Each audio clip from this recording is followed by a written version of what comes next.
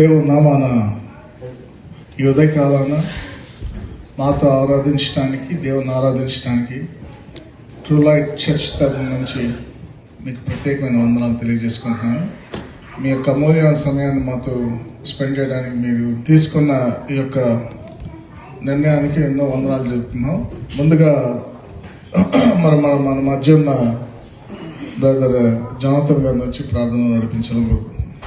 గొప్ప దేవ, మహోన్నతుడా, కృపగల తండ్రి, సర్వశక్తుడా, మహిమగల రాజా, అద్భుతకరుడ, ఆలోచనకర్త, సర్వశక్తిమంతుడైనటువంటి ఇక నామం బట్టి మిమ్మల్ని స్తుతిస్తూ మహిమపరుస్తూ కొనియాడుతుంటున్నాము. మరి ఈ ఉదయకాల సమయం ఉన్న ప్రభావ, మరి మీ నామంలో ఈ విధంగా చేరి మిమ్మల్ని స్తుతించటకు, కీర్తించటకు, ఘనపరచటకు ఈశ్వరుని గొప్ప ధన్యతను బట్టి, అనేకమైనటువంటి తరుణాన్ని బట్టి మిమ్మల్ని స్తుతిస్తూ మహిమపరుస్తుంటున్నాం. మా జీవితాల్లో మీరు చాలిన దేవుడైంది ప్రభా, అనుదిన క్షణం నడిపిస్తున్న విధానం బట్టి మీకు వందనాలు చెల్లిస్తుంటున్నాం. తండ్రి, మీకు విరోధమైన ప్రతి విషయాన్ని మాలో నుంచి మీరు తీసివేసి పరిశుద్ధపరిచి ప్రభా, మీ యొక్క ఆరాధనలో మేము మా నాయన మరి ప్రవేశించబోతుంటుండగా మీ యొక్క ఆత్మశక్తి నడిపింపుని మాకు దయచేయండి. పూర్ణ ఆత్మతో, బలంతో, శక్తితో మేడం మిమ్మల్ని ఆనందంతో ఆరాధించుటకు మా కృపను దయచేయండి ప్రభా. మరి సర్వీస్ అంతటిని మీ స్థానంలో అభ్యర్థించున్నాం. రానున్న వాడిని మీరే మరి తండ్రి తీసుకురండి మా నాయన. మరి వర్షిప్లోను ప్రభా మా నాయన, అదేవిధంగా వాక్యంలోను ప్రభా, మిగిలిన సర్వీస్ అంతట్లోనూ మీ యొక్క ఆత్మ నడిపింపును మాకు దయచేయండి. మీ యొక్క సంచారమును, ఆత్మ సంచారం మా మధ్య ఉంచండి మరణం. మీ యొక్క సన్నిధిలో మేమందరము పూర్ణ ఆనందముతో మరి తండ్రి మా నాయన మిమ్మల్ని ఆరాధించగలిగిన కృపను మాకు దయచేసి ఇక సమయాన్ని మాకు అందరికి ఆశీర్వదించమని వేడుకుంటూ మా ప్రభువైన యేసుక్రీస్తు నామమును బట్టి వేడుకుంటున్నాం తండ్రి. శ్రేష్టమైన నామము, శక్తి కలిగిన నామము, మరి ఆయన కంటే మధురమైన నామం ఇంకేదీ లేదు. మరి అటువంటి సాటి లేని నామమును అందరం కూడా స్తుతిస్తూ ఘనపరుస్తూ ఆయన సన్నిధిలో చేరుకుందాము.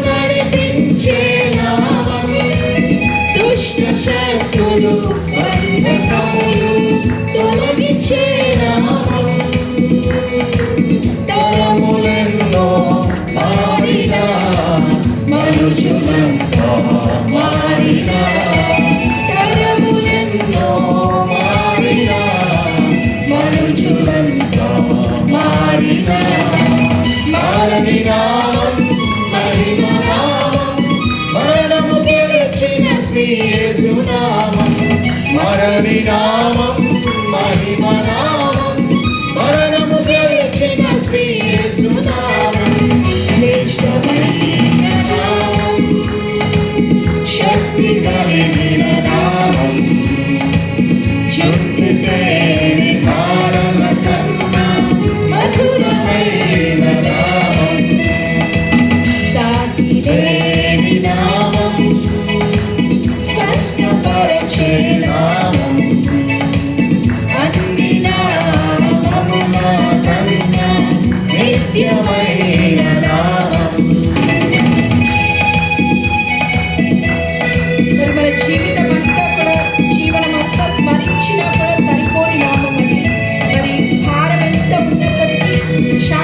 యేసయ్య దివ్య నామమును స్మరిస్తూ మరి యేసయ్య నీ కృపలో మమ్మల్ని చేర్చినందుకు నీకు వందనాలు అందరం కూడా పాల్గొన్నాము.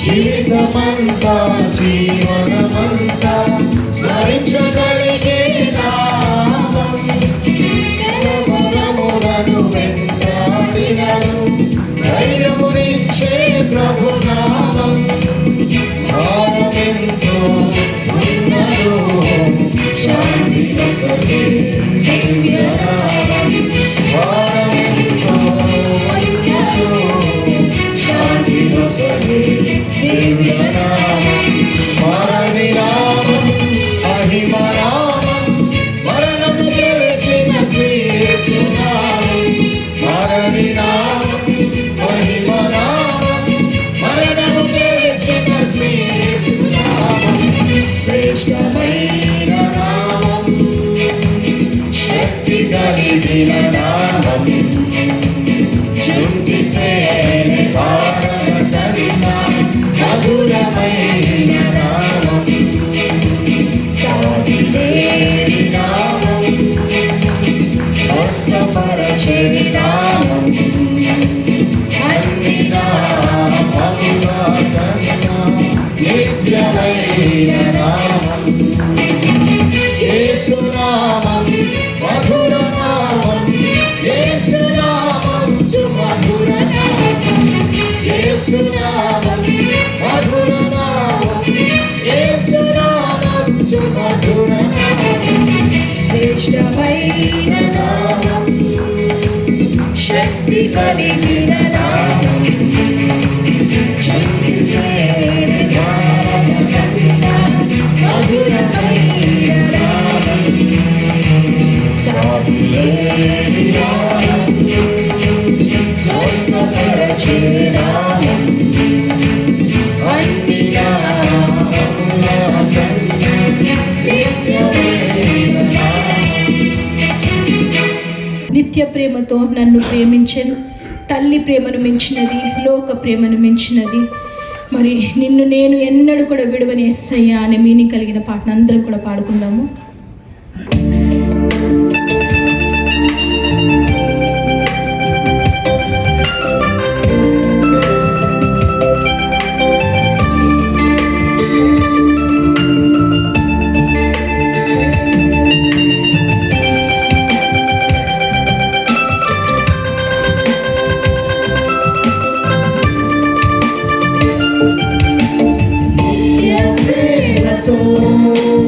నన్ను ప్రేమించెను నిత్య ప్రేమతో నన్ను ప్రేమించెను తల్లి ప్రేమను మించినది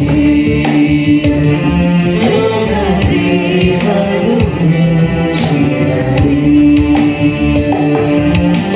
నిన్ను నేను ఎన్నడూ విడువను నిన్ను నేను ఎన్నడూ విడువను నిత్యము నీతోనే జీవింతును సత్య సాక్షిగా జీవింతును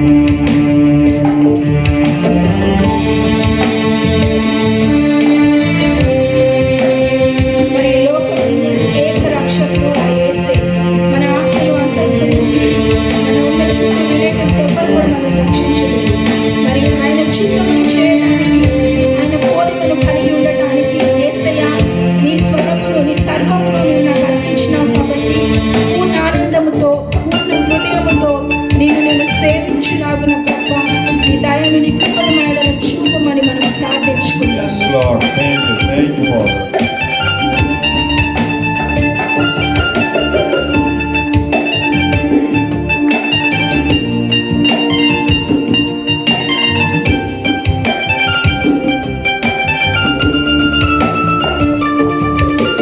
నిత్య రక్షణతో నన్ను రక్షించెను నిత్య రక్షణతో నన్ను రక్షించెను ఏక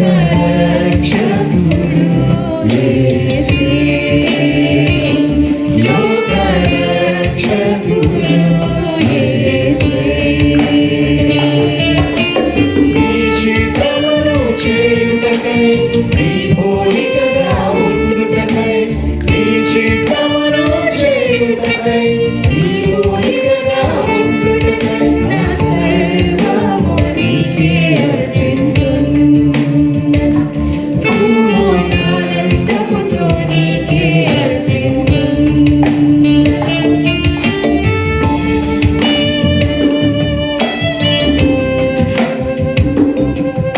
మరి ఆయన మేఘారథముల పైన రాబోయే సమయము అది దగ్గరగా ఉంది. మరి నీవు నేను ఆయనతో కూడా కొనిపోబడడానికి సిద్ధంగా ఉన్నామా? మరి నీ పరిస్థితి నా పరిస్థితి ఏ విధంగా ఉందో మన హృదయాలను సరి చేసుకోవడానికి సమయము అతి తక్కువగా ఉందేమో. మరి సమయము పోనీయక సమయం ఉండగానే రక్షణ భాగ్యము మనము పొందుకోవడానికి సహాయం దయచేయమని ఆ రాజాను వేడుకుందాము. అందరం లేచి నిలబడదామండి. అందరం లేచి నిలబడి మరి చివరి చరణం పాడుకుందాం.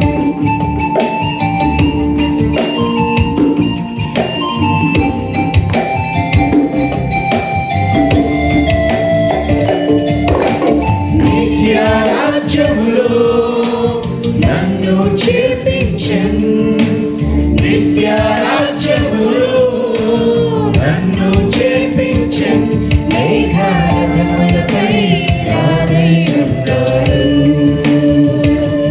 యేసు రాజుగా రానయ్యున్నాడు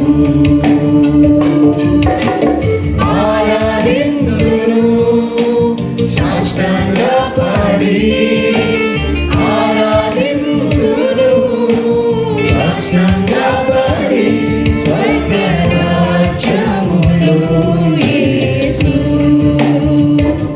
సత్య దైవము యేసు నిత్య ప్రేమతో అందరం కూడా అవును యేసయ్యా, నిత్యమైన ప్రేమతో నన్ను ప్రేమించిన యేసయ్యా, నీకు ఏమీ చెల్లించలేము తండ్రి. విరిగి నలిగిన హృదయాలతో నీ సన్నిధికి చేరుకుంటున్నాను యేసయ్యా. ఎవరు కూడా ప్రేమించని విధంగా నీవు మమ్మల్ని ప్రేమించినావు. నీకు వందనాలు ప్రభా. నిన్ను నేను ఎన్నడు విడువను నిన్ను నేను ఎన్నడు విడువను నిత్యము నీతోనే జీవింతును సత్య సాక్షిగా జీవింతును నిత్యము నీతోనే జీవింతును అందరం మరి ఒకసారి లాస్ట్ లైన్స్ పాడుకుంటాము. అవును యేసయ్యా, నిత్యము నీతోనే జీవిస్తాను యేసయ్యా. నిత్యము నీతోనే జీవింతును సత్య సాక్షిగా జీవింతును యేసయ్య, మా తలంపులలో తండ్రి, మా మాటలలో, మా ప్రవర్తనలో తండ్రి పాపముతో నిండి ఉన్నాము తండ్రి. పాప కూపంలో పడిపోయి ఉన్నాము. కానీ తండ్రి నీవు మమ్మల్ని విడిచిపెట్టలేదు తండ్రి. మా తల్లిదండ్రులు విడిచినను ప్రభా, లోకస్తులు విడిచినను తండ్రి, బంధుమిత్రులు విడిచినను విడవక తండ్రి మరి నీ ప్రేమను మా కొరకై కనపరిచినావు తండ్రి. ఆ సిలువలో తండ్రి ప్రభా నీ రక్తంను ధారపోసినావు తండ్రి. నీ నిత్యమైన నీ నిత్య రాజ్యంలో నీతో కూడా ఉండటమే నీకు ఇష్టముగా ఉంది కాబట్టి ప్రభా, మరి మేము ఒకవేళ నీ చిత్తం నుంచి తొలగిపోయినట్లయితే ఇదే సమయము తండ్రి నీ సన్నిధిలో తండ్రి నీ సన్నిధిన నీ పాదముల చెంత మా పాపములను ప్రభా దారపోస్తున్నాం తండ్రి. కడిగి వేయమని అందరం కూడా యేసయ్య కొద్ది సమయం కొద్దిసేపు ఆ దేవుడిని ప్రార్థించుకుందాము. యేసయ్య, నిన్ను విడిచి తండ్రి ఈ లోకం వైపుకు చూస్తున్నాను ప్రభా. తండ్రి నన్ను క్షమించి ప్రభా, నీ వైపుకు చూస్తూ ప్రభా నేను ఈ జీవిత యాత్ర కొనసాగించుకోవటానికి నీ సహాయమును దయచేయమని అడగండి. నీవు ఒకవేళ తప్పిపోయినప్పటికీ ఆ దేవుడు మన పాపములను లెక్కించే దేవుడు కాదు, వాటిని దూరపరిచే దేవుడు. మరి నీ పాప భారమునంతా విడిచిపెట్టి ఆయన తన ప్రేమలో తన ప్రేమ మన ఎడల కనపరుస్తూనే ఉన్నాడు. నీవు నేను అవిశ్వాసులం, కానీ ఆయన విశ్వాస్యత మనల్ని ఎప్పటికీ ఏకరీతిగా ఒకే రీతిగా ఉంది. కాబట్టి యేసయ్య నీ పాదాల సన్నిధిలో చేరుతున్నాము తండ్రి. దేవా, మరి మా దోషములను కడిగినందుకు నీకు వందనాలు యేసయ్య. అందరం కూడా స్తుతులు చెల్లించుకుందాము. ఎవ్వరికి ఎందరికో లేని భాగ్యమును నీకు నాకు మనందరికీ దయచేసిన దేవుడికి వందనాలు చెల్లిస్తాము. మరి ఆయన నిత్య ప్రేమలో నిత్య రాజ్యంలో మనం అందరం కూడా ఉండటానికి, మరి ఆయన పోలికగా నడుచుకోవటానికి మాకు సహాయం దయచేయండి. Lord master, transform us, O Lord Father, transform us into your likeness, Lord master. తండ్రి, మా పాపములను తండ్రి విడిచిపెట్టి తిరిగి వాటి వద్దకు పోకుండా తండ్రి నీ స్వరమును వినటానికి ప్రభా, నీ చిత్తమును తెలుసుకోవటానికి మా హృదయాలను నీతో తండ్రి ప్రభా అలైన్ చేయమని అందరం కూడా వేడుకుందాము. ఇదే సమయము ఇంకా లేదు మనకు. కాబట్టి యేసయ్య నీ సహాయమును మాకు అందరికి దయచేయమని అడుగుతాము. ఎందరో మన చుట్టుపక్కల చూస్తుంటే ఇంకను ఈ లోకపు దేవత వారి కన్నుల పైన గుడ్డితనము కమ్మి ఉన్నది. మరి వారిని కూడా సత్యము వైపుకు, ఈ నిత్యమైన ప్రేమ కలిగిన ప్రేమామూర్తి అయిన ఈ దేవుడి వైపుకు నడిపిద్దాము. ఆ భారము, ఆ ఇన్స్ట్రక్షన్ మనందరికీ ఆ దేవుడు ఇచ్చినాడు. Go out in to the world and make disciples of them అని. మరి నీవు నేను ఆ భారము కలిగి ఉన్నాము నశించిపోయే వారి పట్ల. కానీ వారి పట్ల భారము కలిగి ఉండే ముందు నీవు నీ పరిస్థితిని, నేను నా పరిస్థితిని, మన హృదయ పరిస్థితులను ఎరిగి వాటిని కడుక్కొని నన్ను వెంబడిద్దాము. యేసయ్య, మరి నీ సన్నిధిలో చేరిన ప్రతి బిడ్డను తండ్రి ప్రభా, ఎవరిని కూడా నువ్వు త్రోసివేసే దేవుడవు కావు తండ్రి. మేము ఎంత పాపులమైనప్పటికీ తండ్రి ప్రభా క్షమించే దేవుడు. ఎందుకంటే ప్రభా నీ ప్రేమను బట్టి, నీ కృపను బట్టి, నీ కనికరమును బట్టి తండ్రి మరి నీ సన్నిధికి చేరిన మా ప్రతి ఒక్కరిని ప్రభా మీరు ఆశీర్వదించండి. నీ అమూల్యమైన వాక్యములతో, వాగ్దానములతో బలపరిచి తృప్తిపరచమని అడుగుతున్నాము తండ్రి. మరి ఈ సమయంలో వాక్యమును వినబోచుండగా యేసయ్య మా ప్రతి ఒక్కరితో మాట్లాడమని, మమ్మల్ని దర్శించమని అడుగుతున్నాము తండ్రి ప్రభా. వాక్యం అందించబోవు నీ దాసుని తండ్రి నీ సెలవు చాటున మరుగు చేసుకుని ఆయన నీ నోటి బూరగా వాడుకునండి ప్రభా. నీ మాటలు ఆయన నోటిలో ఉంచి తండ్రి ప్రభా, మరి నీ స్వరమును వినటానికి, నీ మెల్లనైన స్వరమును వినటానికి మా హృదయములను సిద్ధపరచమని అడుగుతూ ఈ కొద్ది విన్నపాలు ప్రభా నీ నామంలో మేమందరం కూడా అడిగి వేడుకొని పొందుకొని ఉన్నాము తండ్రి. ఆమేన్.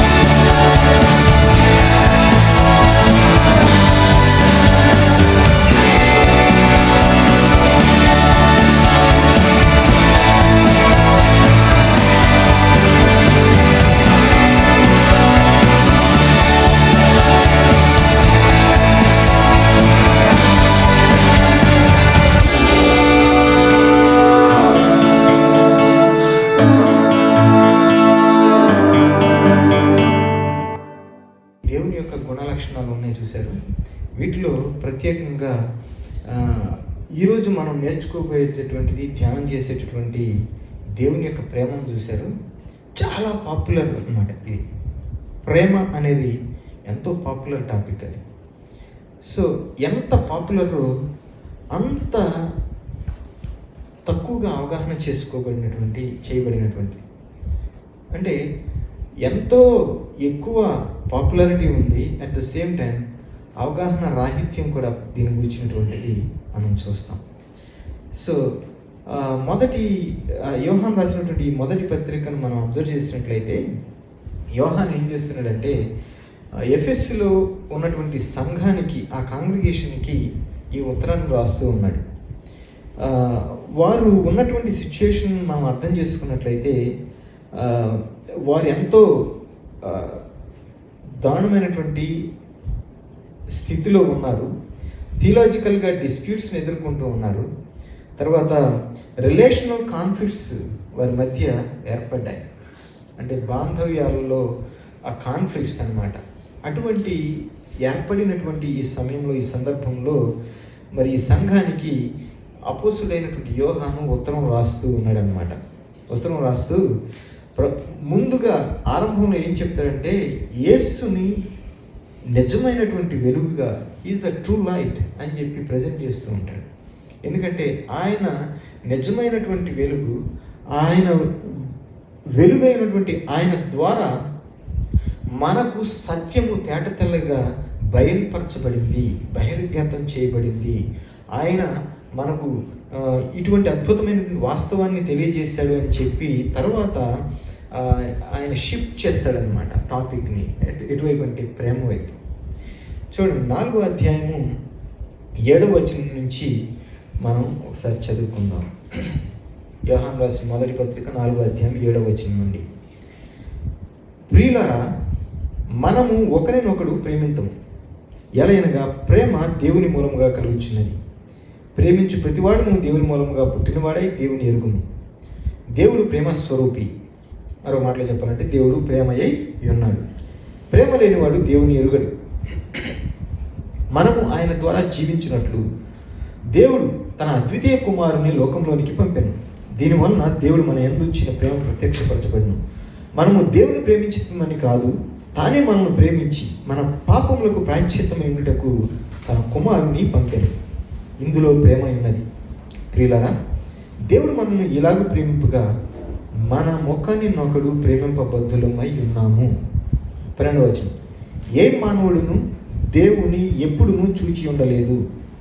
మన ముఖని నొకడు ప్రేమించినడల దేవుడు మన యందు నిలిచి ఉండును, ఆయన ప్రేమ మన యందు సంపూర్ణమగును. దీనివలన మనము ఆయన యందు నిలిచి ఉన్నామనియు ఆయన మన యందు ఉన్నాడనియు తెలుసుకొంచున్నాము.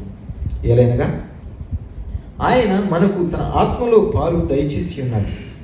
మరియు తండ్రి తన కుమారుని లోకరక్షకుడిగా ఉండుటకు పంపి ఉండుట మేము చూచి సాక్ష్యం ఇచ్చుచున్నాము.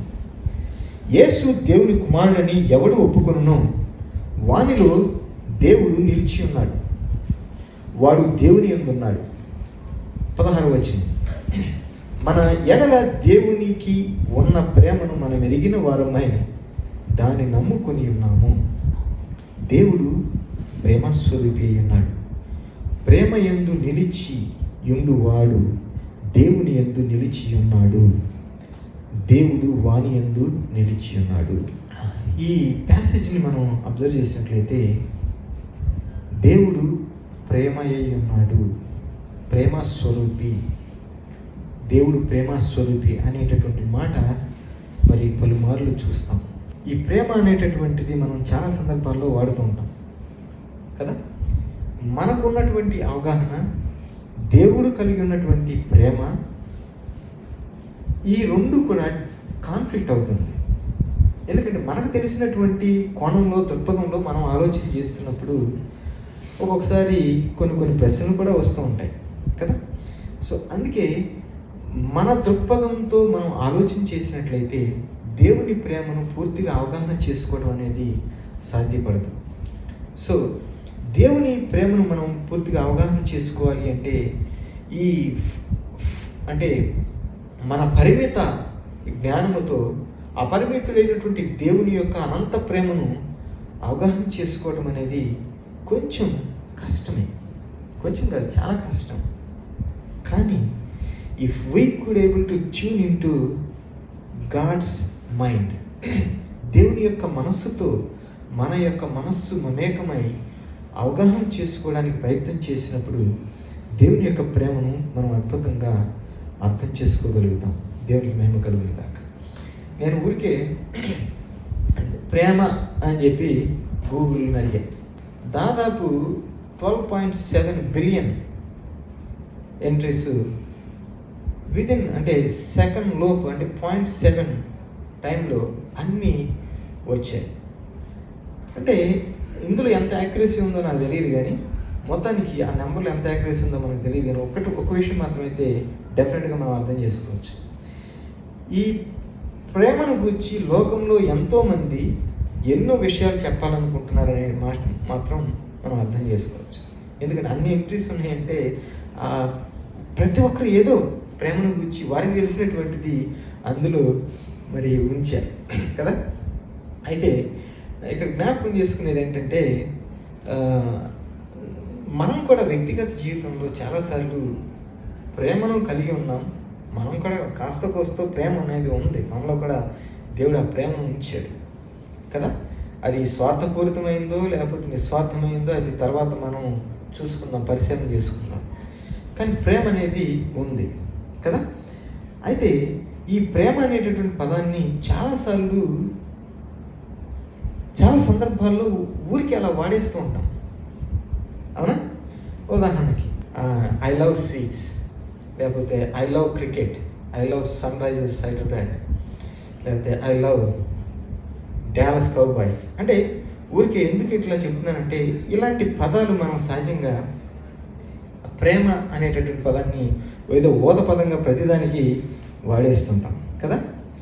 కానీ ఈ రోజున we have to redefine what real love means. అసలు సిసలైన నిర్వచనాన్ని, దేవుని గురించినటువంటి ప్రేమను గురించి మనం అవగాహన చేసుకోవాలి. సో దేవుని యొక్క ప్రేమను మనం అర్థం చేసుకోవడానికి దేవుడు ఎవరు అనేటటువంటిది ఒకసారి మనం ఆలోచన చేయాలి. ఆయన ప్రేమ స్వరూపి అని చెప్పి బైబిల్ చెప్తుంది అంటే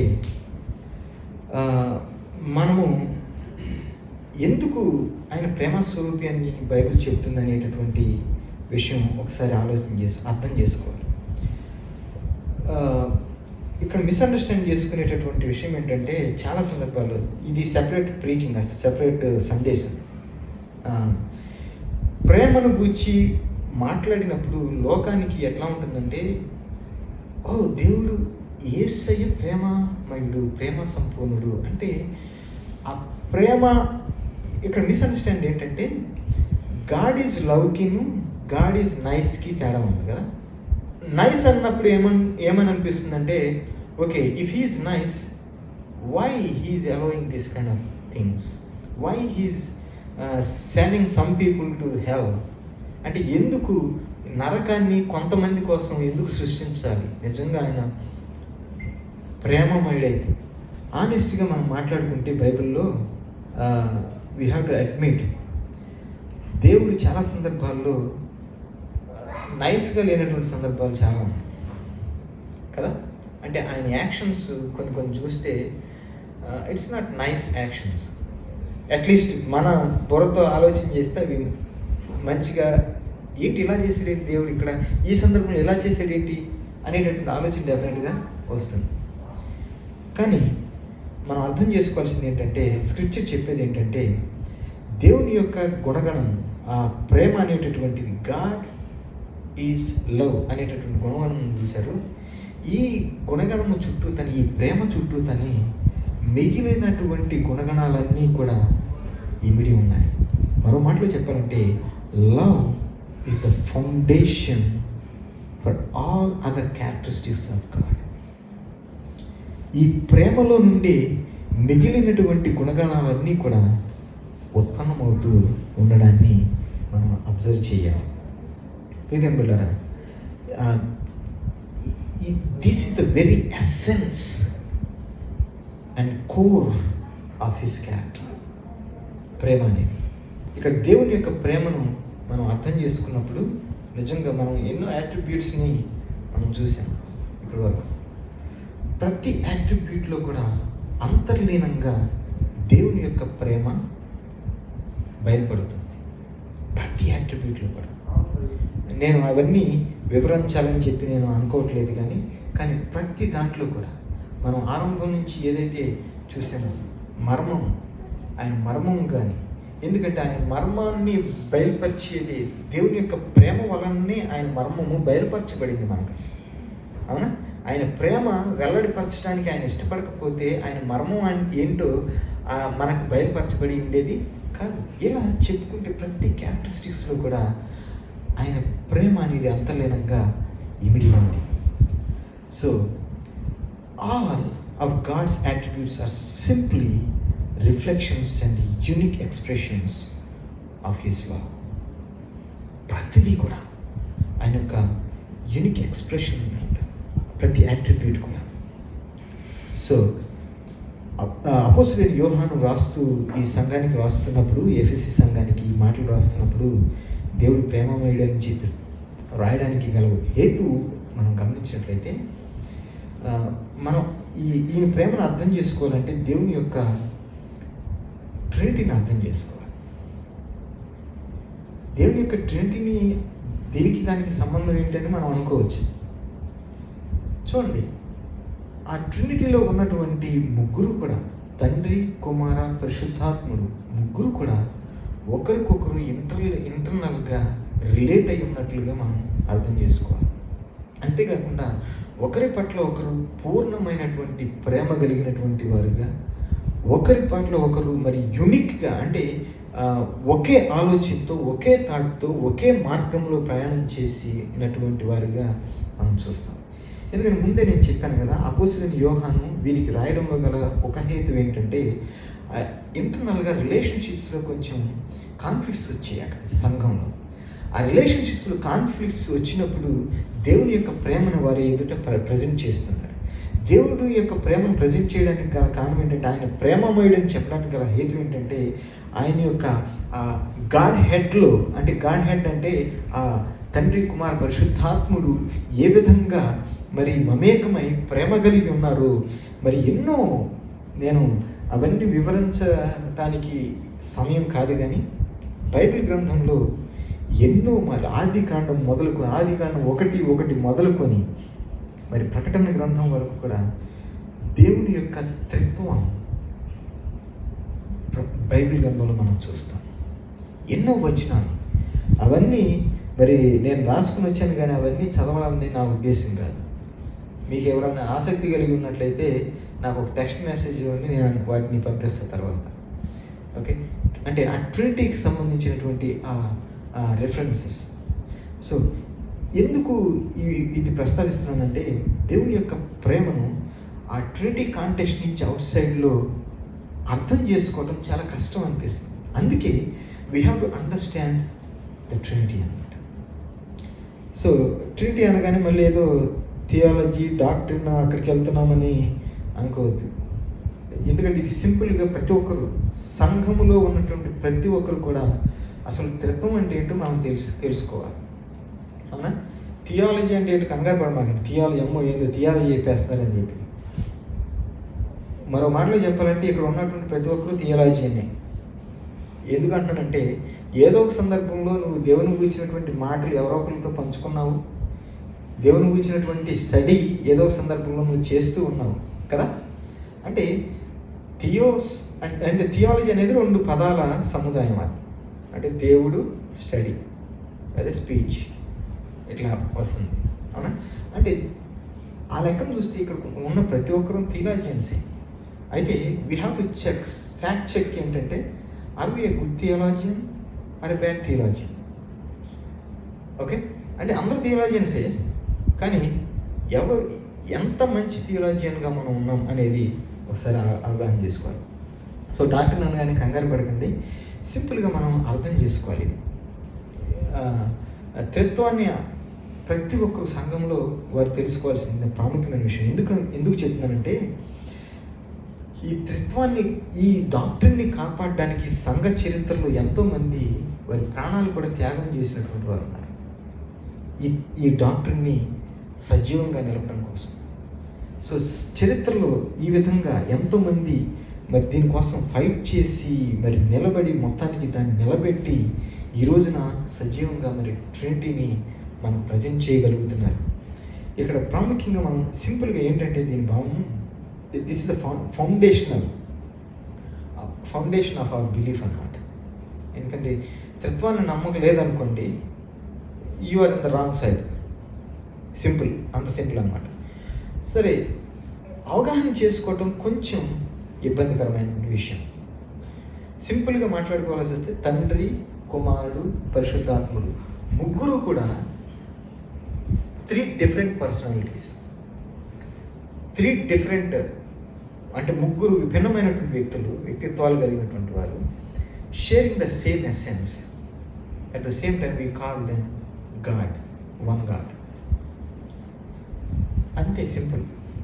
ఇదే ముగ్గురు అని చెప్తున్నారు, ముగ్గురు వ్యక్తులు కనిపిస్తున్నారు, మరి ఒక్కరు అని ఏంటి అని చెప్పి మీరు అనుకోవచ్చు. నాకు ఈ సందర్భంలో ఒక ఉదాహరణ గుర్తొస్తుంది. ఒక మాస్టర్ గారి తల్లి ఎప్పటి నుంచో త్రిత్వాన్ని గురించి అర్థం చేసుకోవడానికి బుర్ర బద్దలు కొట్టుకుంటుందంట. బుర్ర బద్దలు కొట్టుకుంటూ ఒకరోజు వంట చేస్తూ ఉండే వంటగదిలో. వంటగది వంట చేస్తూ ఉంది, మరి గుడ్లు పులుసు పెడతా ఉంది. గుడ్లు ఉడకబెట్టిన తర్వాత గుడ్లు మరి పగలగొట్టి పులుసులో వేయాలి కదా. అది చేస్తుంటే ఇమ్మీడియట్గా ఏదో ఆమెకి క్లిక్ అయింది. అంటే ఒకే గుడ్డు పైన పెంకులు ఉన్నాయి, లోపలేమో అది ఉంది, దాని లోపలేమో ఎల్లో ఉంది. అంటే 3 ఉన్నాయి. అంటే 3 ఉన్నాయి కానీ ఒకటే గుడ్డు అని చెప్పి ఆమెకి ఏదో క్లిక్ అయ్యి, ఇదేదో ట్రీటీలా ఉంది అని చెప్పి వాళ్ళ అబ్బాయికి పాస్టర్ గారికి కాల్ చేసి, నేను ఒక అద్భుతమైన సత్యాన్ని కనుగొన్నాను, ఇదిగో ట్రీటీ అంటే నాకు అర్థమైపోయింది, ఇదిగో ఒకే గుడ్లో మరి ఈ 3 విభాగాలు ఉన్నట్లుగా మరి మన దేవుడు కూడా ఇట్లా 3 విభాగాలు అన్నట్లుగా ఆమెకున్నటువంటి అవగాహనతో ఆమె షేర్ చేసుకుంది. ఎందుకు చెప్తానంటే ఇది సున్నితమైనటువంటి విషయం, కానీ పూర్తిగా మనకి అర్థం చేసుకోవాలి అంటే when we see God face to face, then everything will be revealed so clearly.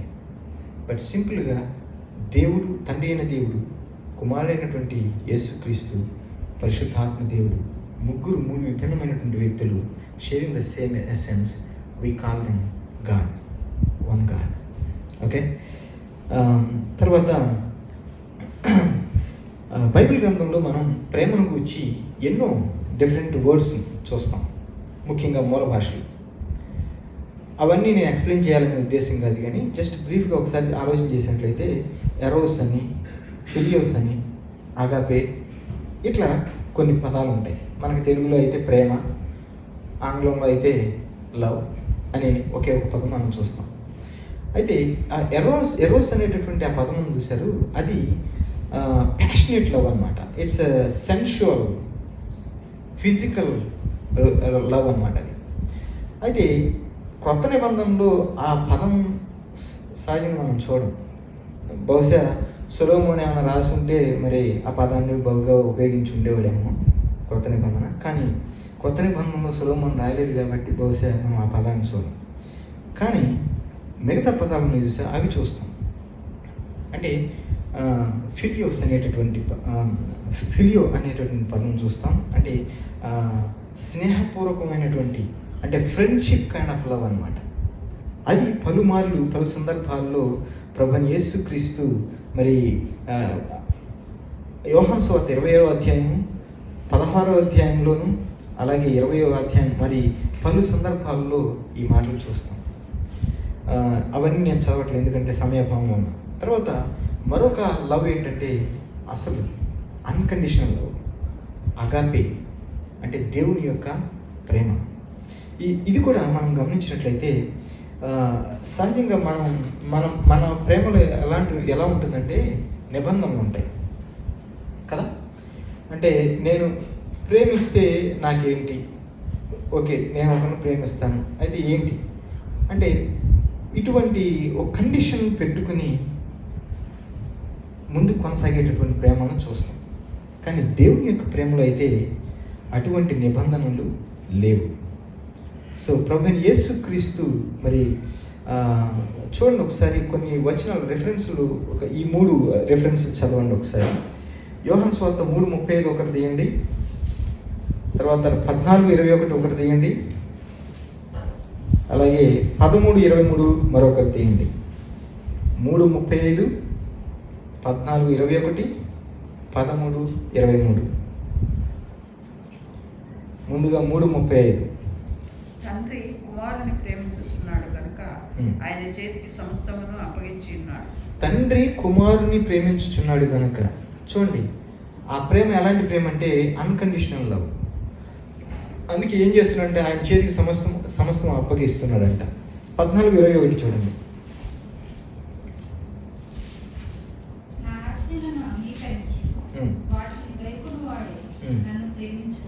చూడండి నిజంగా దేవుణ్ణి ప్రేమించేటటువంటి వాడు ఎవరంట? ఆయన ఆజ్ఞలను అంగీకరించి వాటిని కైకొనేవాడు. వాడు నిజంగా దేవుణ్ణి ప్రేమిస్తున్నాడు. అది అసలు సిసలైనటువంటి ప్రేమ అని చెప్పి తెలియజేస్తున్నాడు. 13:23 చూడండి ఒకసారి.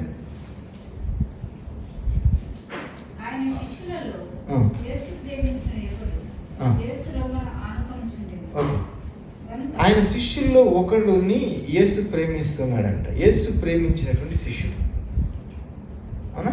అంటే ఇక్కడ ఇవి మనం గమనించినట్లయితే దీంట్లో దేవుని యొక్క అగాపే లవ్ మనకు కనిపిస్తుంది. అంటే అన్కండిషనల్ లవ్ మనకు కనిపిస్తుంది అనమాట. సో దేవుని యొక్క ప్రేమ నిబంధనలు లేనటువంటి ప్రేమ. మనకున్నటువంటి ఆలోచనని పక్కన పెడదాం. దేవుడు కలిగి ఉన్నటువంటి ప్రేమను మనము అవగాహన చేసుకోవడానికి ప్రయత్నించాలి. ఎందుకంటే ఆయన కండిషన్తో గనక మనల్ని ప్రేమిస్తే మనకు అసలు ఈ రక్షణ వచ్చి ఉండేదా? యోహాను సువార్తలు రోమీలు రాసిన పత్రిక ఏముంటుందంటే, మనం ఇంకనూ పాపులమై ఉండగా, చూడండి అక్కడ కండిషన్ లేదు. ఓకే, నువ్వు కనుక ఇట్లా చేస్తే నీ కొరకు నేను ప్రాణం ఇస్తాను అన్నా దేవుడు. మనం ఇంకనూ పాపులమై ఉండగా దేవుడు తన ప్రేమను వెల్లడిపరిచాడట. దేవునికి మహిమ కలుగుగాక. సో అందులో ప్రేమ ఉంది కదా, అది ప్రేమ అంటే. అంతేగాని కండిషన్స్ పెట్టుకుని ఓకే నేను ఇట్లా చేస్తే నాకేం వస్తుంది అంటే లబ్ధిని ఆశించి చేసేది అది ప్రేమ కాదు. అది మరో మాటలో చెప్పాలంటే పచ్చిగా మాట్లాడుకోవాల్సి వస్తే అది వ్యభిచారం. లబ్ధిని ఆశించి చేసేది. అవునా? అందుకే నిస్వార్థమైనటువంటి ప్రేమ అన్కండిషనల్గా ఉంటుంది. దేవునికి స్తోత్రం. ముందుకు వెళ్దాం. మరొక మాట ఏమంటున్నాడంటే 11వ వచనం, ప్రియులరా దేవుడు మనల్ని ఇలాగ ప్రేమింపగా మన ఒకరినొకడు ప్రేమింపబద్ధులమై ఉన్నాము. 12వ వచనం, ఏ మానవుడును దేవుని ఎప్పుడునూ చూచి ఉండలేదు. మన ఒకరినొకడు ప్రేమించిన ఎడల దేవుడు మన యందు నిలిచుండును, ఆయన ప్రేమ మన యందు సంపూర్ణమగును. దేవునికి స్తోత్రం. చూడండి ఎంత అద్భుతమైనటువంటి పిక్చర్. అంటే దేవుడు మరి అవతార పురుషునిగా ఈ లోకంలోనికి రావడం, దేవుడు అంటే ఎలా ఉంటాడో అప్పటి వరకు తెలియనటువంటి జనాలకు ఇదిగో దేవుడు అంటే ఇలా ఉంటాడు అని చెప్పి లోకానికి ప్రజెంట్ చేసినటువంటి సందర్భం అది. దేవునికి స్తోత్రం కలుగుగాక. ప్రియమిత్రులారా గమనించండి. అంటే క్రీస్తు ద్వారా దేవుడు ఈ లోకానికి పరిచయం చేయబడ్డాడు. ప్రభుని యేసుక్రీస్తు నామధేయుడిగా. సో ప్రభుని యేసుక్రీస్తుని అంటే 2000 సంవత్సరాల క్రితం కదండి అది జరిగింది. మరి ఆ రోజు నేను 2000 సంవత్సరాల తర్వాత ఇప్పుడు నా పరిస్థితి ఏంటి అని ఆలోచన చేస్తే ఆ రోజుల్లో ఉన్నటువంటి వారికి పొందుకున్నటువంటి ప్రత్యక్షత ఒక ఎత్తు అయితే, ఈ రోజున అదే అనుభూతిని ఆ దేవుడే మనందరికీ అనుగ్రహిస్తున్నాడు. ఎలా? ఎవరైతే ఆయన విశ్వాసం నుంచి ఆయన్ని చేర్చుకుంటారో వారందరికీ కూడా ఆ రోజు ప్రత్యక్షంగా చూచినటువంటి వారు చాలామంది మీరు అనుకుంటారేమో అందరికీ అద్భుతమైన ప్రత్యక్షత జరిగింది. నిజంగా ప్రత్యక్షంగా చూసిన వాళ్ళు చాలామంది ఆయన నమ్మకుండా నశించిపోయినటువంటి వారు ఉన్నారు. తెలుసా? ఆ రోజు నేను అని అనుకోవద్దు. ఎందుకంటే ఆ రోజున వారు రక్షించబడినటువంటి వారు ఏ విధంగా ఆయన ఎందుకు విశ్వాసం ఉంచి ఆయన్ని చేర్చుకున్నారో అదే రీతిగా ఈ రోజున కూడా మనం ఆయన విశ్వాసం ఉంచి మనం చేర్చుకుంటున్నాం. కాబట్టి దేవుని యొక్క ప్రత్యక్షత స్పష్టంగా మనం చూడగలుగుతాం. దేవుని అంటే ప్రేమ యూజువల్గా మనం సహజంగా ఎప్పుడు నేర్చుకుంటామంటే తల్లిదండ్రులు మన పట్ల చూపించే ప్రేమను బట్టి మనకు అసలు ప్రేమ అంటే ఏంటో అర్థం అక్కడే. అవునా? సో మాకు అసలు తల్లి ప్రేమ అంటే ఏంటో తెలియదు. అంటే కనీసం జ్ఞాపకం లేదు నాకు కనీసంగా. ఎందుకంటే నేను 7 సంవత్సరాల వయసులో నా తల్లి మరి ఈ లోకయాత్రను ముగించేసి ప్రభు దగ్గరికి వెళ్ళిపోయింది. మరి ఆ సమయంలో నా తండ్రి ఆయన ప్రభు యందు అచంచలమైన విశ్వాసము కలిగి ఉన్నారు ఆ సమయంలో. అంతేకాకుండా మరి ఆ విశ్వాసముతో దేవుని యొక్క ప్రేమను డిస్ప్లే చేస్తున్నటువంటి తీరు, ఆయన డిస్ప్లే చేసినటువంటి విధానం చూస్తే నిజంగా దేవుని ప్రభు యొక్క ప్రేమ అంటే ఇలా ఉంటుందా అనేటటువంటి రీతిలో ఆయన డిస్ప్లే చేశారు. ఎందుకంటే నాకు వ్యక్తిగతంగా నేను ఆలోచన చేస్తే దేవుని యొక్క ప్రేమను నేను బైబిల్లో చదవాలని ఉంది. ప్రత్యక్షంగా నా తండ్రిని చూసిన తర్వాత ఓకే దేవుని యొక్క ప్రేమ అంటే ఇట్లా ఉంటుందేమో అనేటటువంటి ఆ పిక్చర్ని మా తండ్రి నాకు చూపించారు. అంటే ఎందుకు చెప్తున్నానంటే ఈ మాట, నిజంగా నువ్వు దేవుని యందు విశ్వాసం ఉంచినప్పుడు when you receive God, you have to reflect the love that he showed to you. ఆయన నీకు చూపించినటువంటి ప్రేమను చూశారు, ఆ ప్రేమను నువ్వు రిఫ్లెక్ట్ చేసినట్లయితే అది ఇమ్మీడియట్గా వేరే వాళ్ళకి తెలుస్తుంది. కేవలం మా తండ్రి మా పట్ల మాత్రమే చూపించారంటే కాదు, సేమ్ అదే ప్రేమను చాలామందికి ఆయనకి తెలిసినటువంటి, నిజంగా ఆయన గురించి తెలిసినటువంటి ప్రతి ఒక్కరు మరి ఆ ప్రేమను రుచి చూసినటువంటి వారే అని చెప్పి నేను విడిగా నమ్ముతాను. దేవుని స్తోత్రం. సో మరి దేవుని యొక్క ప్రేమ we need to express through our actions. మన యొక్క ఎక్స్ప్రెషన్స్ ద్వారా దేవుని యొక్క ప్రేమను మనం వెల్లడిపరచాలి. ఎందుకంటే ఆ ప్రేమే మనలో పనిచేస్తూ మనం ముందుకు నడిపిస్తూ ఉంది. సో ఈ లోకము దేవుని యొక్క ప్రేమను ప్రత్యేకంగా మనం చదివినట్లుగా బైబిల్ ఓపెన్ చేసి చదవదు కదా, కానీ నిన్ను నన్ను చదువుతుంది ఈ లోకం. నిన్ను నన్ను చదివినప్పుడు ఈ లోకం ఏం చదువుతుంది అనేటటువంటిది, నువ్వు ఈ లోకానికి ఏం ప్రజెంట్ చేస్తున్నావు అనేటటువంటి దానిపైన ఆధారపడి ఉంది. నీ లెక్క అక్కడ దేవుడు అప్పుడు తెలుస్తాడు. నువ్వు లోకానికి ఎటువంటి ప్రొజెక్షన్ నువ్వు ఇచ్చావు నీ జీవితం ద్వారా. Did you show any love that I work in you అని చెప్పి దేవుడు అడిగితే, నాలో వర్క్ చేసినటువంటి ఆ దేవుని యొక్క ప్రేమ నిజంగా నేను చూపించగలుగుతున్నానా? అదే ప్రార్థన చేస్తాడు ప్రభు యేసుక్రీస్తు యోహాను సువార్త 17వ అధ్యాయంలో. నీవు నేను ఏకమై ఉన్నట్లుగా వీరు కూడా ఏకమై ఉండేటట్లుగా చేయనాయన అని చెప్పి ప్రార్థన చేస్తాడు. అవునా?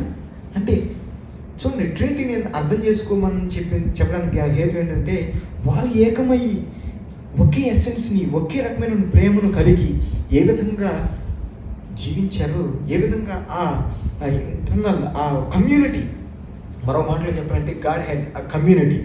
ఆ కమ్యూనిటీలో ఆ ప్రేమ ఎట్లా ఉందో, ఈ కమ్యూనిటీలో దేవుడు ఏర్పరిచినటువంటి ఈ సంఘం అనేది కమ్యూనిటీ ఉంది చూసారా, ఈ సంఘం అనే కమ్యూనిటీలో అదే రకమైనటువంటి ప్రేమ మనం కలిగి ఉండాలని చెప్పి ప్రభు వారు ప్రార్థన చేస్తున్నారు. నీవు నేను ఏకమైనట్లుగా వీరందరూ కూడా ఏకముగా ఉండాలని చెప్పి ప్రార్థన చేస్తున్నాడు. దేవునికి మహిమ కలుగుతాక.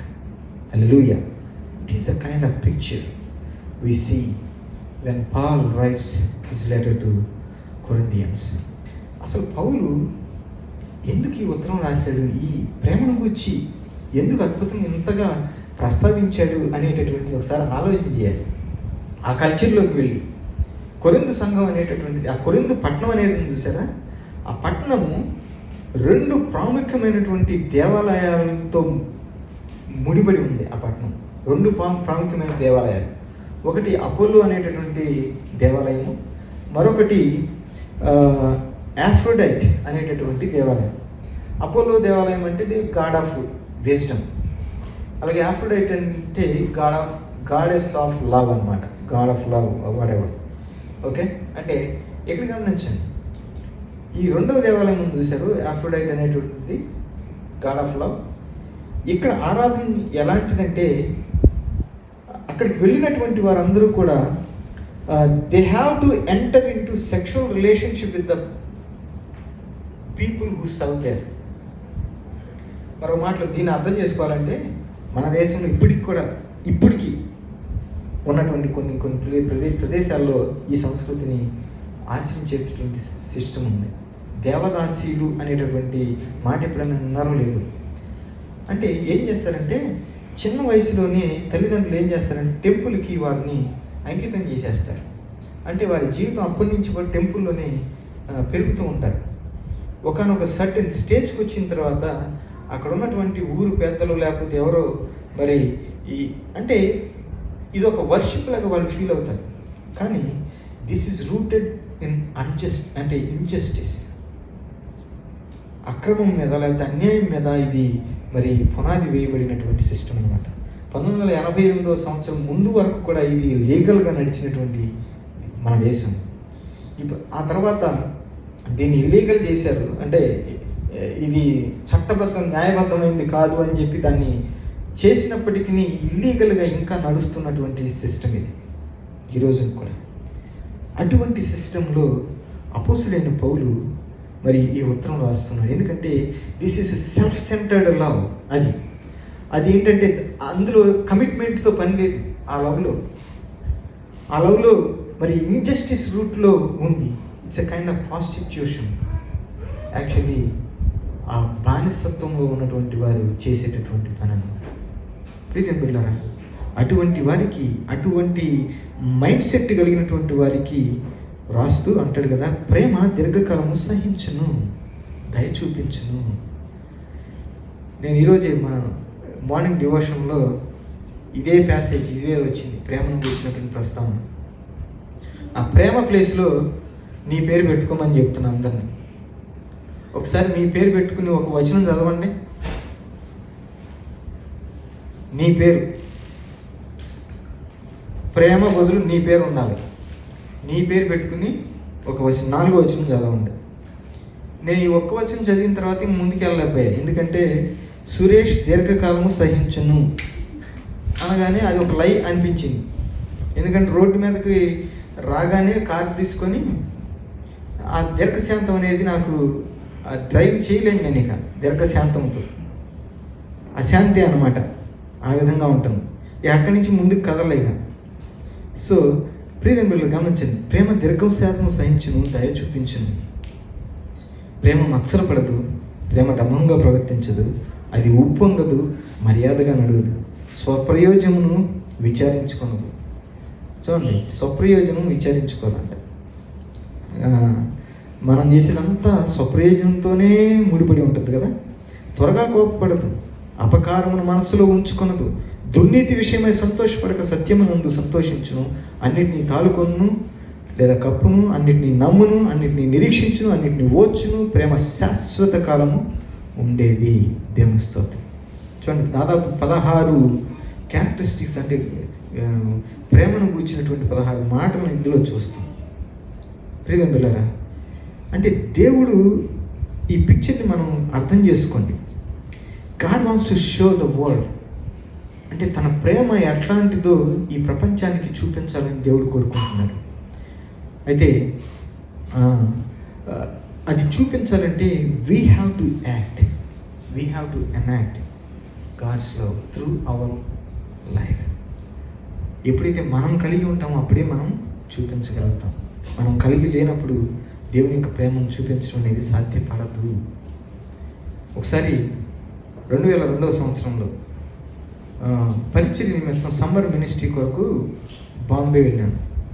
బాంబే టీమ్ ఛాలెంజ్ అనేటటువంటి వారితో కలిసి దాదాపు ఒక 2 మాసాలు వారితో పరిచర్య చేయడానికి అవకాశం వచ్చింది. అంటే వాళ్ళు చేసే పరిచర్య ఏంటో ఒకసారి మీకు ఎక్స్ప్లెయిన్ చేయాలి. డ్రగ్ అడిక్ట్స్ మధ్య పనిచేస్తారు. తర్వాత బాంబేలో రెడ్ లైట్ ఏరియా అని ఉంటుంది, ప్రాస్టిట్యూషన్ జరిగేటటువంటి. అక్కడ వారు చాలామంది అందులో ఉన్నటువంటి వారు స్వతహాగా వెళ్ళినటువంటి వాళ్ళు కాదు, దింపబడినటువంటి వారు ఉన్నారు, బలవంతంగా వెళ్ళబడినటువంటి వారు ఉన్నారు, మరి మోసపూరితంగా వెళ్ళబడినటువంటి వారు ఉన్నారు. అటువంటి వారు ఎవరైతే విడిపించబడాలని కోరుకుంటారో వారికి వీరు కౌన్సిలింగ్ ఇచ్చి వారిని ఎవరైతే వారిని కలిగి ఉన్నారో వారికి చెల్లించాల్సినటువంటి పైకం చెల్లించి వారిని రిలీజ్ చేస్తారు. అది పరిచయం. రిలీజ్ చేసి వారికి ఒక రిహాబిలిటేషన్ సెంటర్స్ అని పెడతారు. సో వారి మధ్య పరిచర్య. ఇంకొకటి ఏంటంటే, మరొకటి వాళ్ళు చేసేది, ఈ ప్రాస్టిట్యూట్స్కి పిల్లలు ఉంటారు. వీళ్ళు వ్యాపారంలో ఉంటే పిల్లలు రోడ్డు మీద ఉంటారు. ఆ రోడ్డు మీద ఉన్నటువంటి పిల్లలందరినీ తీసుకొచ్చి ఒక ఆశాగృహం అని చెప్పి పెట్టి అందులో వారిని పోషిస్తూ ఉంటారు. సో ఆ పరిచర్యకి వెళ్ళినప్పుడు అదొక డిఫరెంట్ ఎక్స్పీరియన్స్. ఎందుకంటే నేను ఆ పరిచయం నడిపించేటటువంటి ఒక అంకుల్ దేవరాజ్ అంటారు అందరూ కూడా. ఇప్పుడు కూడా ఆయన్ని అంకుల్ దేవరాజ్ అంటారు. దేవరాజ్ అంకుల్ని అడిగా. అంటే నేను 2 కారణాలతో ఇంటర్వ్యూ చేశాను ఆయన్ని. ఒకటి ఏంటంటే, అప్పుడు నేను థీసిస్ రాస్తున్నాను లీడర్షిప్ మీద, లీడర్షిప్ సక్సెషన్ గురించినటువంటి థీసిస్ రాస్తున్నప్పుడు దాంట్లో భాగంగా కొన్ని ప్రశ్నలు ఉన్నాయి. తర్వాత నేను అడిగినటువంటి మరొక ప్రశ్న ఏంటంటే, అసలు how do you stay motivated every day? ఎందుకంటే నువ్వు ఉన్నటువంటి పరిస్థితులు ఈ పరిస్థితులన్నీ చూస్తే brokenness, horrific situation, horrific stories వింటూ ఇటువంటి వారి మధ్య పరిచయం చేస్తున్నారు కదా, how do you stay motivated అని చెప్పి ప్రశ్న వేసినప్పుడు ఆయన కొంచెం సేపు ఆలోచన చేసి ఆయన చెప్పినటువంటి సమాధానం ఏంటంటే, I'm motivated by the idea that God is love. దేవుడు ప్రేమామయుడు, ప్రేమపూర్ణుడై ఉన్నాడు అనేటటువంటి ఆలోచన నన్ను పదే పదే మోటివేట్ చేస్తుంది. అందుకే ఈ పరిచయం నేను కొనసాగించగలుగుతున్నాను అంటారు. దేవునికి మహిమ కలుగుగాక. ప్రియమైన పిల్లలు, ఇక్కడ గమనించండి, మనం చాలా సందర్భాల్లో ఈ లోకస్తులు కూడా చాలామంది మోటివేట్ చేయబడతారు కొన్ని సోషల్ ఇంజస్టిస్ మనం చూసినప్పుడు కదా. అంటే అది అవుట్ ఆఫ్ యాంగర్తో, సోషల్ ఇంజస్టిస్ వలన వచ్చినటువంటి యాంగర్తో స్పందించేటటువంటి సందర్భం అది. కానీ దేవుని ప్రేమను బట్టి స్పందించినటువంటి సందర్భాలు కాదు. ఇక్కడ అర్థం చేసుకోవాలి ఈ విషయాన్ని. సోషల్ ఇంజస్టిస్ ఉన్నప్పుడు కొంతమంది యాంగర్తో ఊగిపోతుంటారు, కొంతమంది స్పందించి కోపంతోనే ఏదో ఒకటి చేయాలి ఇట్లాంటి వారికి అని చెప్పి చేస్తుంటారు. కానీ ఆ కోపం చల్లారిపోయిన తర్వాత ఆ మోటివేషన్ అనేది ఉండదు. కానీ ఈయన చెప్పిన దాంట్లో అర్థం చేసుకున్నట్లయితే ఆ మోటివేషన్ అనేది దేవుని ప్రేమను బట్టి వచ్చింది అని చెప్తూ ఉన్నాడు. దేవునికి మహిమ కలుగుగాక. ఇంకో విచిత్రమైన విషయం ఏంటంటే, ఇప్పుడు మనం చదువుకున్నటువంటి ప్యాసేజ్ ఉంది చూశారు, యోహాను రాసిన మొదటి పత్రిక 4వ అధ్యాయం 7 నుండి 12 వచ్చిన వరకు. నేను మొట్టమొదటిసారి ఇంగ్లీష్లో ప్రీచ్ చేసినటువంటి శర్మన్ అన్నమాట. మరి ఈ శర్మన్ కాదు, ఆ ప్యాసేజ్ తీసుకుని, అది కూడా ఎక్కడంటే ఇగో వీరి మధ్య దేవుని యొక్క ప్రేమ. మరి ఆ రోజున ఆ దేవుని యొక్క ప్రేమను గురించి తెలియజేస్తుంటే, నాకు హిందీ రాదు, ఎవరు ట్రాన్స్లేట్ చేస్తున్నారు. మరి ఆయన అద్భుతంగా ట్రాన్స్లేట్ చేసినట్టున్నాడు నేను చెప్పినటువంటి మాటలు. అక్కడ ఒక్కొక్కరిలో కన్నీళ్ళు. ఎందుకంటే దేవుని యొక్క ప్రేమను మరి గుర్తించిన తర్వాత వచ్చేటటువంటి కన్నీరు అద్భుతంగా అక్కడ దేవుడు నడిపించబడడం, ఆ పరిస్థితుల్లో చూసినట్లయితే ప్రతి ఒక్కరు కదిలించబడి దేవుని యొక్క ప్రేమకు స్పందించినటువంటి సందర్భం. దేవునికి మహిమ కలుగుగాక. So love can actually be most powerful weapon. ఎందుకంటే అది ఏం చేస్తుందంటే మనలో పరిపూర్ణమైన మార్పును తీసుకొస్తుంది. సో మరి కొన్ని వచనాలు చదువుకుని మనం ముగించుకున్నాం. దీనివల్ల మనము ఆయన యందు నిలిచి ఉన్నామనియు ఆయన మన యందు ఉన్నాడని తెలుసుకుంటున్నాం. ఎలాగనగా ఆయన మనకు తన ఆత్మలో పాలు దయచేసి ఉన్నాడు. 14వ వచనం, మరియు తండ్రి తన కుమారుని లోకరక్షకుడిగా ఉండుటకు పంపి ఉండుట మేము చూచి సాక్ష్యం ఇచ్చున్నాము. యేసు దేవుని కుమారుడని ఎవడు ఒప్పుకొన్నో వాడిలో దేవుడు నిలిచి ఉన్నాడని, మరి వాడు దేవుని యందు ఉన్నాడు. 16వ వచనం, మన ఎడల దేవునికి ఉన్న ప్రేమను మనం ఎరిగిన వారమై దాన్ని నమ్ముకొని ఉన్నాము. దేవుడు ప్రేమ స్వరూపి అయి ఉన్నాడు. ప్రేమ యందు నిలిచి ఉండువాడు దేవుని యందు నిలిచి ఉన్నాడు, దేవుడు వాని యందు నిలిచి ఉన్నాడు. మనము ఆది నుండి మనం అర్థం చేసుకున్నట్లయితే దేవుని యొక్క ప్రేమ మనకు తేటతెల్లంగా అర్థమవుతుంది. మరి ఆదిమ మానవుడు ఆదాము అవ్వను సృజించి మరి అద్భుతమైనటువంటి రిలేషన్షిప్ని అక్కడ వారి మధ్య ఏర్పరిచి పెట్టినప్పుడు, ఆ రిలేషన్షిప్ బ్రోక్ అయినప్పుడు దేవుని యొక్క ప్రేమే జోక్యం చేసుకొని మరలా వారిని తిరిగి అన్ని కలపడానికి, లేకపోతే మరలా దేవునితో వారిని సత్సంబంధం చేయడానికి దేవుని యొక్క ప్రేమ పూనుకొని మరి దేవుని యొక్క ఉగ్రతకు జోడుగా ఆయన ప్రేమను అక్కడ జోడించినట్లుగా మనం చూస్తాం. తర్వాత మరి ఎన్నో సందర్భాల్లో తర్వాత మనం గమనించినట్లయితే అబ్రహాం మరి ఇస్సాకును బలిగా అర్పించేటటువంటి సందర్భంలో దేవుని యొక్క ప్రేమ ఆపి అదిగో మరి పొదలు మరి అద్భుతమైనటువంటి ఒక సాక్రిఫైస్ని రెడీ చేసి ఉంచాడు దేవుని ప్రేమ. మరి ఆ తర్వాత దేవుని యొక్క ప్రేమే వీరందరూ నాతో సత్సంబంధం కలిగి ఉండాలని చెప్పి మరి ప్రతి ఒక్కరికి 10 కమాండ్మెంట్స్ని, దశ దేశాలని ఇచ్చినటువంటి విధానాన్ని మనం చూస్తాం. దేవుని యొక్క ప్రేమే దావీదు తప్పిదంలో పడినప్పుడు తిరిగి మరలా వెనక్కి రావడానికి అవకాశం కల్పించినట్లుగా మనం చూస్తాం. దేవుని యొక్క ప్రేమ మరి హోషేయలో మనం చూస్తాం. అదొక విభిన్నమైనటువంటి పిక్చర్ అన్నమాట దేవుని యొక్క ప్రేమకు. తర్వాత దేవుని యొక్క ప్రేమ సాక్షాత్తు నరావతారిగా ఈ లోకంలోనికి దిగి వచ్చి రావడాన్ని మనం చూస్తాం. దేవుని యొక్క ప్రేమ ఎందుకంటే ఆయన ప్రత్యక్షంగా ప్రతి ఒక్కరికి ఆ ప్రేమను వెల్లడిపరచడానికి మరి ఈ లోకంలో అవతరించి మనము తిరిగేటటువంటి ఈ లోకంలో సంచారం చేసింది దేవుని యొక్క ప్రేమ. ఆ దేవుని ప్రేమే మరి ఆయన అంటాడు కదా, తండ్రి మరి తప్పిపోయినటువంటి కుమారుడికి పట్ల తండ్రి ఏ విధంగా ప్రేమను వ్యక్తపరిచాడో మరి ప్రభు వారు ఎక్స్ప్లెయిన్ చేస్తూ ఉంటారు. అంటే దేవుని యొక్క ప్రేమ అందులో కనిపిస్తుంది. తర్వాత తప్పిపోయినటువంటి గొర్రెపిల్ల 99 గొర్రెపిల్లను అక్కడ పెట్టి ఒక్క తప్పిపోయినటువంటి గొర్రెపిల్లను వెతకడానికి వెళ్ళింది, అది దేవుని యొక్క ప్రేమ.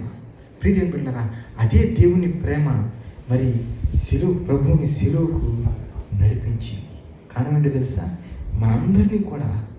మనందరం కూడా అటువంటి శిక్షకు పాత్రులు కాకోకుండా దేవుని యొక్క ఉగ్రత, దేవుని యొక్క మర్సీ మరి కలుసుకున్నటువంటి సందర్భం అది.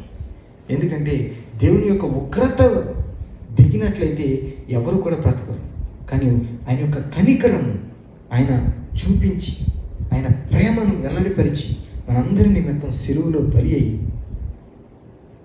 అద్భుతమైనటువంటి తన ప్రేమను వెల్లడిపరిచారు. ప్రియమైన బిడ్డలారా, మరి సిలువలోనే దేవుని యొక్క ప్రేమ పూర్తిగా స్పష్టంగా మనం చూడగలుగుతాం. పూర్తిగా మనం తగ్గించుకొని సిలువ చెంతకు వచ్చి ఎప్పుడైతే మనం సబ్మిట్ చేసుకుంటామో దేవుని యొక్క ప్రేమకు మనం లోబడినటువంటి వారు, అప్పుడు దేవుని యొక్క ప్రేమ మనలో మరి కార్యము చేసి అద్భుతమైనటువంటి మరి సంచలనాత్మకమైన విప్లవాత్మకమైనటువంటి మార్పును తీసుకొచ్చి ఆ ప్రేమ మనలను మరి అద్భుతంగా వేరే వారికి కూడా మరి పంచగలిగేటటువంటి స్థాయిలో మనల్ని నిలుపుతుంది. ప్రియమైన బిడ్డలారా, మన దేవుడు ప్రేమ స్వరూపి. ఆయన ప్రేమయే ఉన్నాడు. ఆయన ఆశించేది మనం కూడా అదే ప్రేమను కలిగి ఉండాలని దేవుడు కోరుకుంటున్నాడు.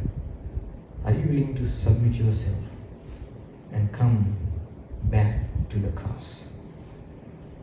తల వచ్చినట్లు ప్రార్థన చేసుకో. తండ్రి, మరొకసారి నీ ప్రేమను జ్ఞాపకం చేసుకోవడానికి నువ్వు ఇచ్చినటువంటి గొప్ప సమయంగా నీకు వందనాలు ప్రభువా. సిలువలో నా తండ్రి నువ్వు చేసినటువంటి యాగము, త్యాగం, బలియాగం, నీవు కలిగి ఉన్నటువంటి గుణలక్షణాలన్నింటినీ కూడా అక్కడ నా తండ్రి స్ఫురింపజేస్తూ ఉన్నాయి. అటువంటి అద్భుతమైనటువంటి ప్రేమను ఎన్నిక లేనటువంటి నా పట్ల, మా పట్ల మీరు చూపించినందుకు ఏమిచ్చి మీరు రుణం తీర్చుకోగలం ప్రభువా. మా నుండి మీరు ఏమి ఆశించినప్పటికీ విరిగి నలిగిన హృదయము గలవారమై నీ సన్నిధిలో మమ్మల్ని మేము సమర్పించుకోవడానికి మాకు సహాయం దయచి, నీ ప్రేమను నా తండ్రి మేము కలిగి, నీ ప్రేమ మాలో అద్భుతమైనటువంటి కార్యము జరిగించి విప్లవాత్మకమైన మార్పును తెచ్చి ఆ ప్రేమ నా తండ్రి ఈ లోకానికి మేము ప్రత్యక్షపరిచేటటువంటి వారుగా, ప్రేమను నా తండ్రి ప్రచురపరిచేటటువంటి పత్రికలుగా మేము ఉన్నట్లుగా మాకు సహాయం చేయండి ప్రభువా. అవునైనా ఈ లోకము మా ద్వారా తప్ప నీ ప్రేమను ఎన్నడూ ఎరగదు అని మరొకసారి మేము జ్ఞాపకం చేసుకుంటూ ఉన్నాం.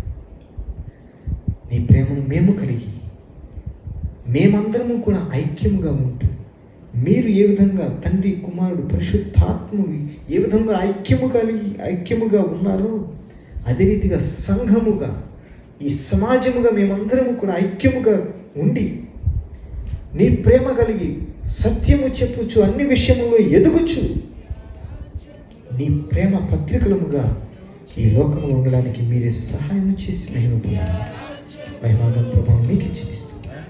మా ప్రభు ప్రియరక్షకుడైన యేసుక్రీస్తు అతి శ్రేష్టమైన ప్రార్థించుకుంటున్నాము.